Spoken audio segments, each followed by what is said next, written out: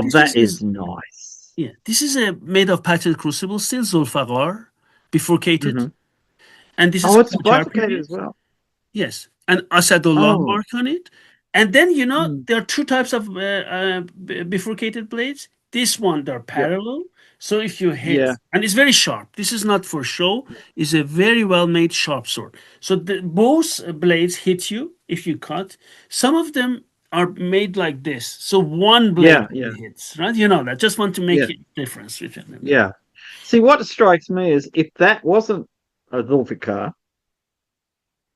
it would be a perfect shamshir anyway, Anyway, yeah. because the way the blade is fullered and the shape is absolutely superb. And Yes. then to go to the trouble of making it bifurcated, because that's hard work, I Yeah. think. I mean, I think you've got to really know what you're doing to do that. And B, this is a very well made sword when I handled it. And it also, both blades, which go parallel, are extremely sharp. Okay, it's See, sharp that's all amazing. along, but also Mhm. here up top, really sharp. Both of them, functional blades. So if it hits you, Yeah. two blades hit you. Well, think of it, three. You've got the solid part, and then you've got the two top. It'd be a white shape impression. Oh yeah, we know who did that. Uh, Yeah, I beautiful. like the hand grip too. Is quite. Yeah. I've seen hand grips like this as well, where they have a bulge only on one side where your Yes. fingers are, like the Yes. matten on a bow handle, Yes. to give you that See, control. look at this now. You can see that. Oh wow, Do you see that? Yeah. that is just yeah. And I'm assuming that when it had a scabbard, because there's no scabbard being shown, so I assume it doesn't have its Yeah, original it doesn't scabbard. have its That scabbard anymore. Yeah. to put the sword in the scabbard, you probably had to pinch the tips together Yes. to collapse them, because I assume it's a bit springy, Yes. so I that mean, because this one, when I otherwise you handled it, it's springy. Do you remember the yeah. Hanjar in the museum? I had it last time we talked. Oh When yeah, yeah, yeah, it has a scabbard. So what you did, you had to press it, goes into the scabbard, and once you pulled it out, bing, it makes this sound. yeah. Yeah, exactly. Oh, that's incredible. Incredible. Yeah. Uh, It was, again, I just think it. I mean, this is because it's got a symbolic meaning. The sword of Ali, the sword of the Prophet Muhammad. yeah. Um, it's got immense symbolic uh, value. But the thing is, you could have made it just decorative, but instead you make a fully functioning sword with a high Yes. quality edge. Yes. I mean, it's a whole different way of looking at things. Yeah. Exactly. You could have made it a symbolic one, but they didn't do that. It's symbolic, but Mm, a functional, a yeah, sharp one. functional Yes. as well. Yeah. And look at this. I have. Amal Oh, Asadullah, beautiful. the work of Asadullah. Zehush falatun damash tiztar. It says, its edge is sharper than the intelligence of Plato, the Greek philosopher. Do Aflatun, you like yeah. it? It's in I think Persian. that's a really good inscription to have on your sword. It's beautiful. In Persian, Zehush falatun damash tiztar. Its edge is sharper than the intelligence of Plato. Yeah. There's a comedy skit I saw once where somebody said of somebody else, his mind is so sharp he's going to cut himself with it. Ah, yes. Yes. That's really sometimes some of these inscriptions are they're they're not meant to be witty, but they are meant to be erudite to show how much knowledge Yes. and learning you So when I have. had this sword, I was looking for the other part of the poem because on Game and Gattare, this poem is written Yeah. completely, but not on this sword. So the other side Mhm, says in Persian on other swords, Zehush mhm. falatun damashtistar. It is sharper than the intelligence of Plato. Zeabruye deldar khunristar. It sheds more blood than the curved eyebrow of a beautiful woman. Yeah, this is classic Persian poetry, isn't it? Uh, the dangers of a beautiful woman. Yes. Isn't it beautiful, Uh, Pete? yeah, they were such romantics. The intelligence of Plato is sharper, and it sheds more blood than the beautiful eyebrows than the that people fight over a Yeah. beautiful woman. Isn't it Yep. beautiful? Unbelievable. It's such wonderfully poetic. Yes. Yeah. And the thing, of course, is the person that owned the sword and his friends who looked at the sword would all appreciate the poetry as well. It's But not I just, think they didn't, maybe, I'm just guessing, it's guesswork. They didn't put the second part on this one because it is of the symbolic oh, value. yeah, They're- Zulfikar. Yeah, yeah. You Yeah, don't I want to think so. I think kind so. of mix up the common life with the Yes. holy person. Yes, I think so. But They yeah, just that put makes the first perfect part sense. of it. Yeah, I think so. That's my yeah. that's my assumption, Pete, right? I think that that's perfectly reasonable. Yeah. Yes. You got to love. I love these poets getting set loose on putting things. I mean, remember in some of the things we did on archery, there were poems or fragments of poems we wrote on arrows to. Yes. Uh, yeah, that was so wonderful. Yeah, Yes. that's a beautiful blade. Beautiful. Right? And now we go to the next one. This is a military saber. Many military Hmm. sabers in the Qajar period, many of them, not all of them, but many of them, or at least some of them, don't say many, sorry, some of them have patterns of French or British, or some of them Hmm. also German, whatever, but made of patterned crucible steel, like this one. Yeah, yeah, Just it's interesting, isn't it, Pete? yeah. Well, let's see if we can make one of these that looks even better than the ones we're copying, and of course we can. Yeah. So I sometimes wonder why didn't they import the blades? You know, I, I would be surprised if they didn't import quite a lot of blades, but if you're a high-ranking officer, you would want something better. better. Yeah, yeah, yeah, You would want something to really show off about. yeah. In the same It's like pattern, the but made of Japanese, this. yeah, Yeah, yeah. It's like the Japanese remounting old blades into military swords in yeah, the yeah. First and Second World Wars. They did it I as mean, well. Yeah, yeah, their aesthetic of a beautiful blade yeah. meant they wanted the most beautiful blade they could have. Yes, But I like the gold work on the steel part of the scabbard. I yes, I remember a sword I saw. It was a Torah. It had a wood scabbard inlaid with gold, which matched the inlay on the handle of the blade. yes, And if I look, my memory mightn't be right, but I think it also had um, a chevron patterned inlay of watered steel on both sides of the blade, but in opposite patterns. So one side of the blade you would have dark watered steel, light watered steel.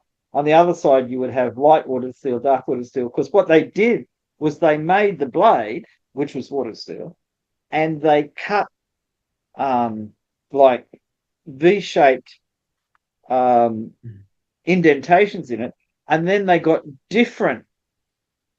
a different coloured and patterned woods and forge welded it into these indentations, and it ended up with this incredibly beautiful blade.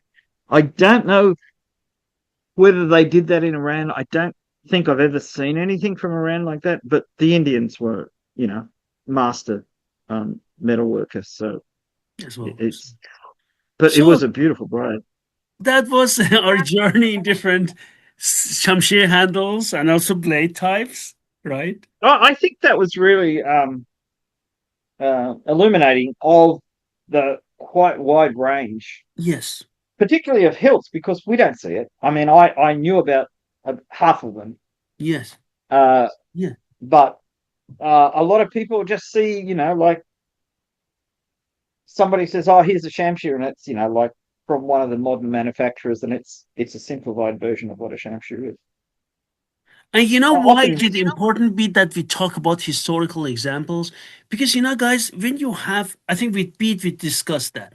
Do not try to draw conclusions based on some cheap reproduction you have and show, yeah, this is this and this. Guys, this is not the real thing, yeah. right? Well, I think that's very true. There's two things that come out of this, and we've discussed both of them before. One is don't try and draw conclusions from reproductions because they're nearly always inferior. I mean, there's a few sword makers who make beautiful reproductions, and let's not lump them in with the mass produced ones. And secondly, don't generalize from a limited sample. If you know three swords and there are 1,000 swords in existence, don't generalize from the three. Try and find out as much as you can find out about the 1,000 before you come to some kind of theory or hypothesis. It's really easy because, like when I was young, material like this, nobody in the West saw anything like this. The most expansive thing on Persian and Turkish and Indian weapons was Stone's glossary from the 1920s or 30s. And they were fairly grainy black and white photographs. Now, I mean, it was very useful and recorded a lot of variant names for things, which is very valuable. And Stone himself really loved this stuff. Yes. But that was about as far as we got. I mean, there are a couple of really brilliant auction catalogs from the 70s and 80s from Denmark and places like that where really high quality stuff went for sale and they gave good descriptions, but nearly always just black and white photographs. Some of high quality, some not. You had Moses' collection, which was published in a large volume, which had, well, it was old, so it had poor photographs, but really excellent line drawings.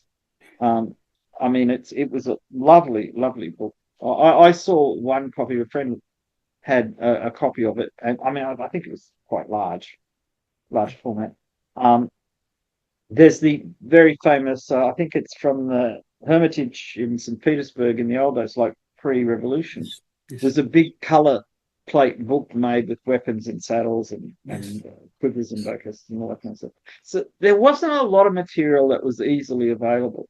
For instance, all of the material in the Dresden Museum, that only was available to the public again in 2000 and what was it, 10 or 12 or something like that. Yeah, I think I have the book. Very beautiful one. Yeah. Well, yeah, I've got the book too. I love it. You But know. the thing about it is, all that stuff disappeared during the Second World War because they had to stop it from being bombed, and nobody saw it. Then they published a beautiful catalogue with really good colour photographs of it and quite a lot of dimensions and things. But like when I was growing up, you never saw anything like that. So a lot of the books that people reference were written back then when, unless the author actually visited a museum and saw stuff and made notes in that, they didn't really know that much about the items. So therefore, people then wrote books using those books. So they generalized from secondhand information. And then somebody comes along and then generalizes from third hand. It's very difficult. You really have to go back to the original stuff. I've heard quite a few people that actually make reproductions and that say, go to a museum and look at the real things. Yeah. Because you cannot learn enough from a photograph No, no. because they're Yeah. two No, dimensional. I agree with you. I agree. I mean, it's, well, my interest being bows. The real problem with bows is looking at photographs because it's two dimensional and bows are three dimensional and often twisted in three dimensions because of age. Yes. And the one that always strikes me as hilarious is German museums in particular, because they've published a lot of beautiful photographs of composite bows, but whenever, except for I think one or two museums, whenever they give dimensions, they give the dimensions of the greatest distance of the curved bow, not around the thing. So it gives 45 centimeters. It's 120 centimeters long. 45 centimeters is the shape it's in right now. If you put it out in the sun, it would be smaller. If you put a bowstring on it, it'd be longer. It's an irrelevant measurement. It Yes. just tells you what size box you need to put it in. That's all. And so, Pete, yeah, this is a question. I said, okay, we do it online and not offline. The question mhm. is, so we have a discussion at the end. It has nothing to do with swords, just at the end, because Okay. one of our subscriber asked, have they ever in Iran made, now listen, bowstrings made of horsehair? Um, okay. I'll give you a reason for thinking they probably did, because the Turkish word for bowstring comes, kirish, I think it is, one of the Turkish words, actually means horsehair. Mhm. So technically speaking, you could make a bowstring out of horsehair. I've never seen one, but I believe that traditionally it was one of the objectives. You've got to remember, everybody had horses, Yeah, and horses have tails, and tails have very long, straight hair, very. which could be twisted into string. Um, I mean, a lot of cultures made string out of hair, even human hair. Like in Australia, the particularly in the Western Desert, and that people made like belts out of human hair. Uh, so I mean, it's definitely possible. Um, I think I would have to look back at some of the translations we did to see if they actually mention them in the things. But I think it's possible. I think Wolfe in his traditional crafts of Persia may also have talked about horsehair being strings being made from it. We know Comanche, the bows for Comanche, the strings I think were made of horsehair. Yeah, that's right. So this is a musical instrument like a fiddle with a Yes. round sound box. Um, Yes. so certainly it was an available thing. The materials I know that bowstrings were made of specifically are raw silk, which makes a beautiful bowstring, Yes. uh, sinew, Mhm. which treated correctly makes a super strong bowstring. Sinew is really, really strong. Um, gut, Mhm. which I've made a bowstring out of, and gut works really well if it's pre-stretched. Mhm. Um,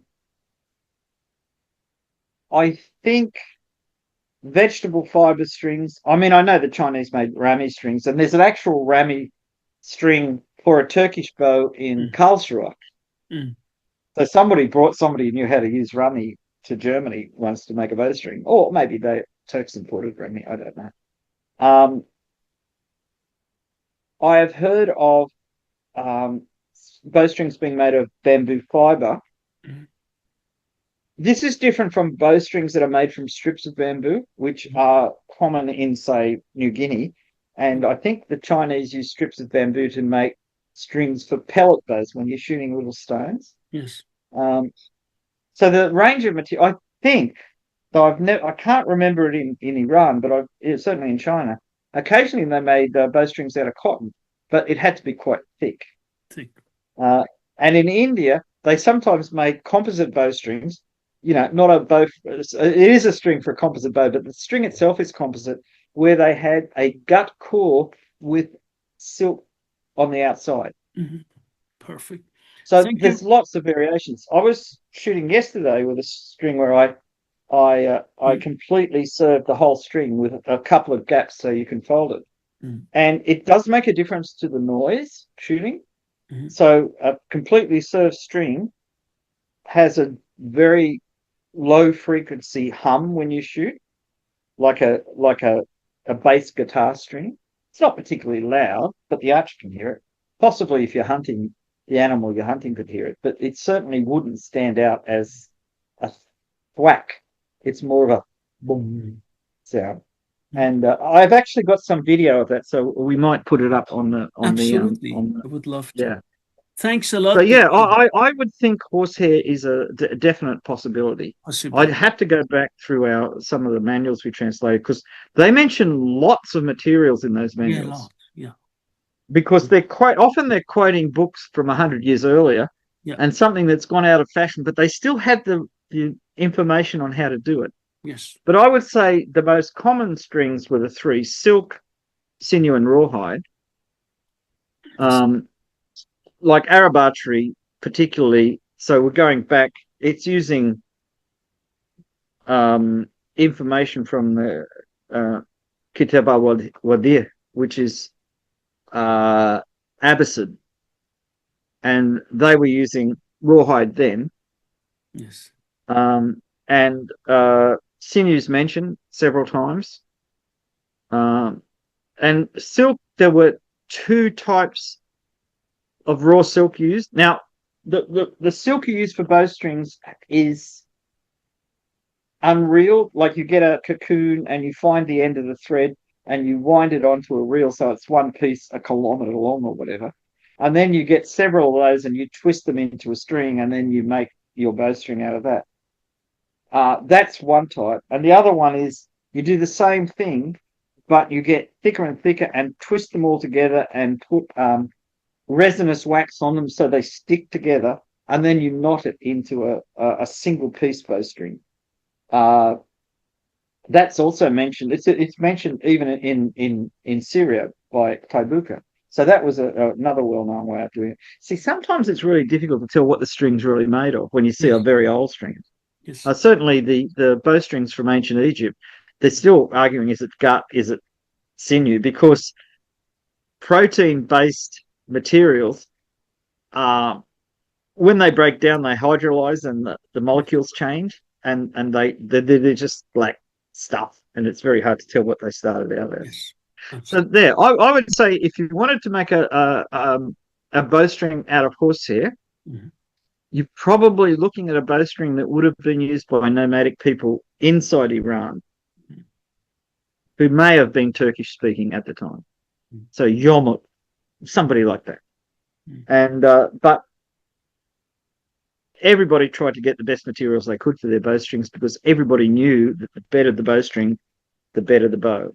Mhm. Because performance wise, very stiff, non-stretchy bowstrings made your bow perform better because Yeah. more of the energy went from the bow to the arrow. Yes.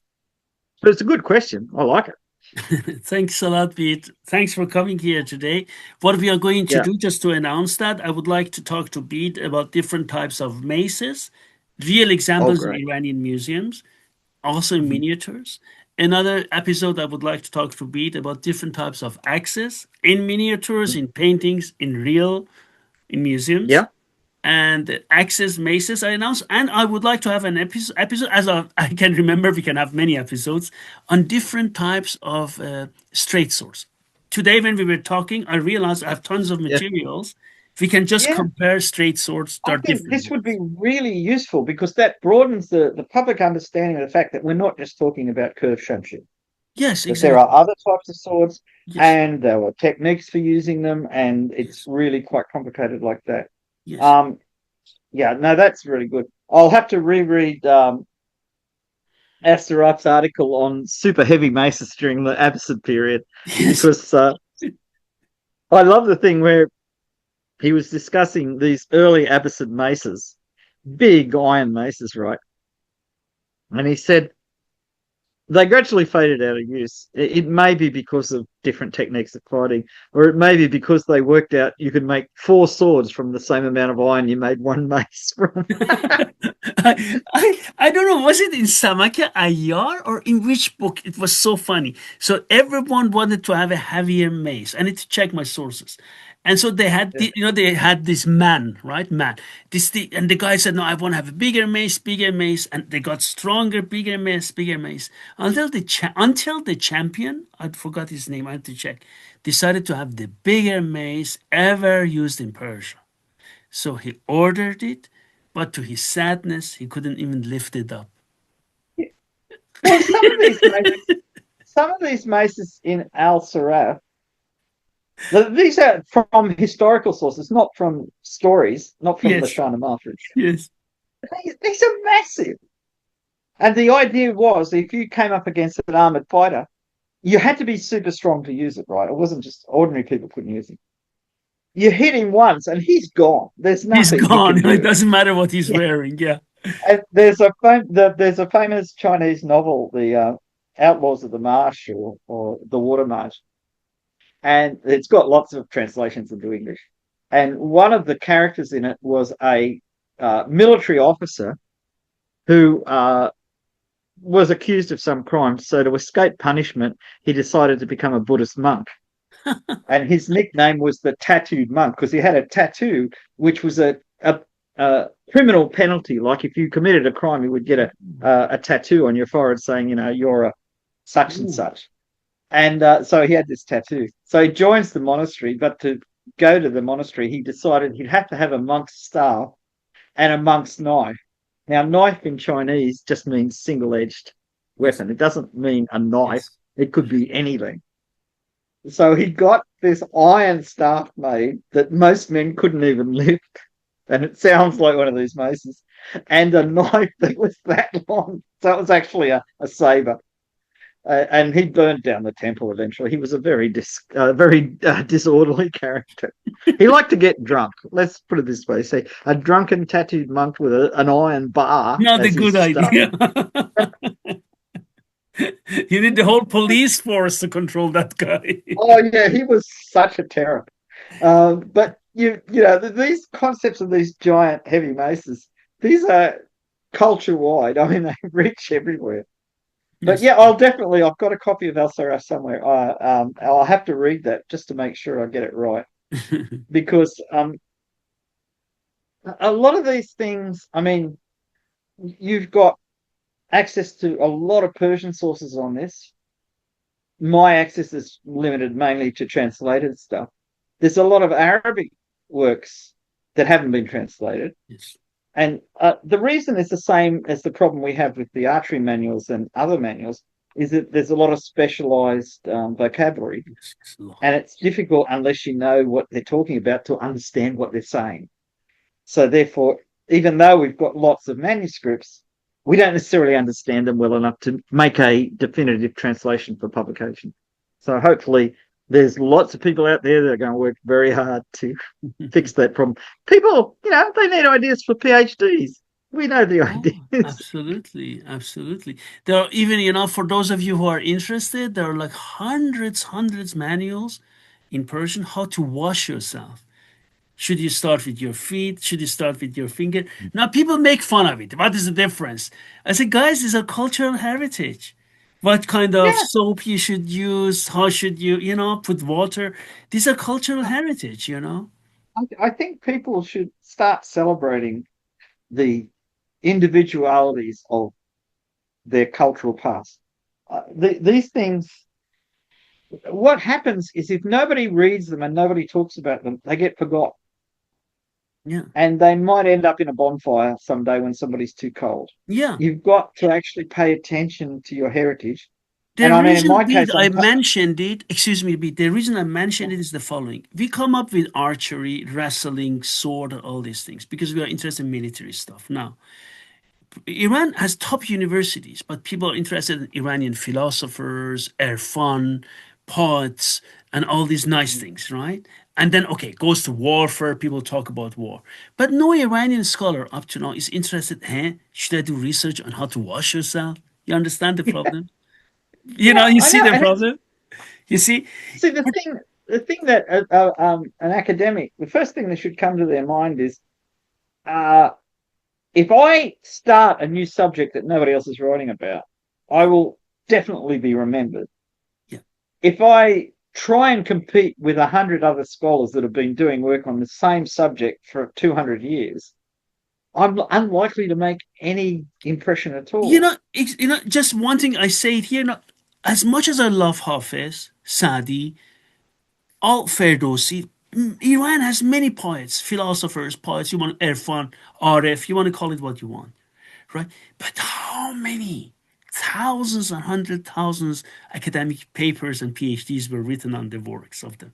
In Persian alone. Yeah, Forget about the rest of the world. In Persian alone. Guys, there are, yeah. yeah, exactly. This is Well, something which, I see this in the West to some degree, where people are starting to look at the lesser known authors and the lesser known poets and that in Western literature and say, well, yeah, well, he didn't make or she didn't make a huge splash at the time, but when you read it, it's good poetry. yeah, And I think we've got to kind of stop just chasing after the celebrities in yeah. literature and concentrate on, the ground out of which they grew, because there's lots of literature out there that's worthy. It may not be brilliant, but it's worthy. It's worthwhile studying. It's worthwhile understanding. Yes. And again, if you want to publish, you're going to have something that people are interested in. Now, a lot of people say, well, I'll just write an article about Hafiz. Well, fine, but there are 1,000 articles. Yes. How is yours going to stand out? If you pick another poet and say, look at, this is a poet writing in, I don't know, in Mashhad in the 16th century. Look at the way he uses language. Look how it's different from, say, Isfahani language. Look at how the metaphors, does he copy this poet? Does he copy that poet? There's so much room to write interesting articles. And it showcases the scholar's own perception. It makes them look better because people say original thought, notice something nobody else noticed, valuable contribution to the whole of literature, blah, blah, blah. There's lots of good things in it. The problem is that now a lot of people are writing their essays in their university and that using AI, and all that does is copy everybody else's style. Yeah. And there's your no originality. It's all going to be all bland. So the people that'll stand out are the people that do original things. Yes. Thanks a lot, Pete, for being here today, and hope to see you soon on our channel again. Thank you. Bye bye. I loved it. It was great. Thank you. Bye bye.